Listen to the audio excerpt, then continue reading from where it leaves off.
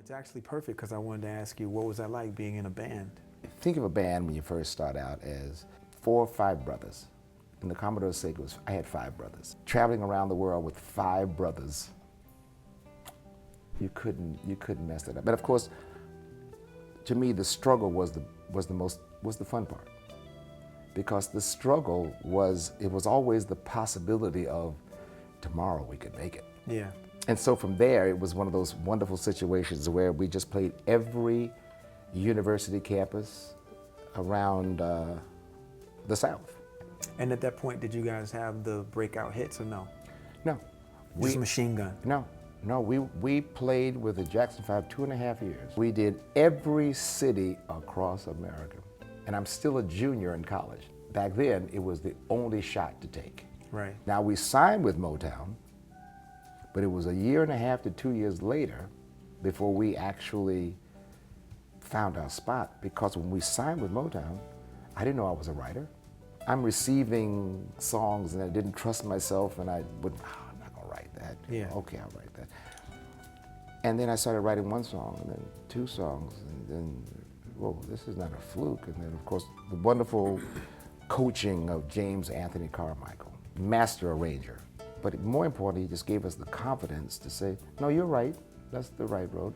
Or I brought in 3 Times a Lady. I was going to give that to another artist. I wrote that for somebody else. And he wrote, no, you're going to do that for the Commodores. So being a songwriter, like, how did that play a role in you going solo? It was my best discovery and my worst curse. In a band, you can collaborate, you can throw ideas around. Solo, well, first of all, you have to go find another band. Mm-hmm. And then you have to play with other musicians. I wasn't excited about going solo. The writing part became the curse.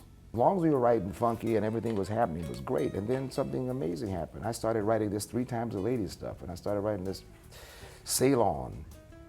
So from 10 to 6, Kenny Rogers. From 6 to 12, Commodores. And from 1 to 4 in the morning, Endless Love. Hit record, hit record, hit record.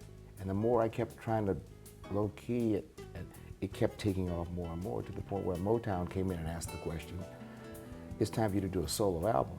It didn't say go solo, it said do a solo album.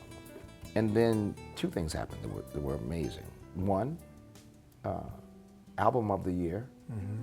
2nd, producer of the year. Okay. Now, album of the year was the kaboom. It was the first time the Academy, I mean, I really felt, not only was that the evening, but it was, I remember turning around and there was a standing ovation, and everybody was, those are your peers. Mm-hmm. You know what I'm saying? It was a very big deal. And from that point on, it was the rocket ship that just took off. And then from there, of course, it went on to the next level, which was the We Are the World thing. We Are the World. Like, it's just, there's just so much hope.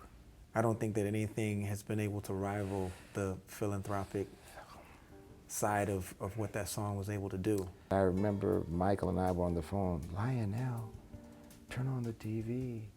And they were singing We Are the World in Tokyo, and they were singing in America, in Europe. I mean, you know, we knew we were talking about something huge, but we didn't know it was going to be like that. Mm-hmm. We Are the World was just beyond the scope of our imagination. There was just like this masterful penmanship for like hope. I'm very proud of that. What's the next step? My residency in Vegas. The world gets to come in now in one place, mm-hmm. and the fantasy is there. I'm excited about it because I get to play. Yeah. It's play.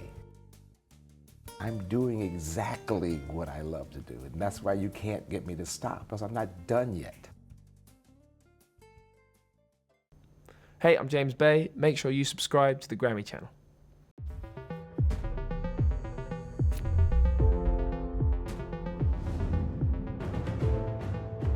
You can't describe it. You can't recreate it.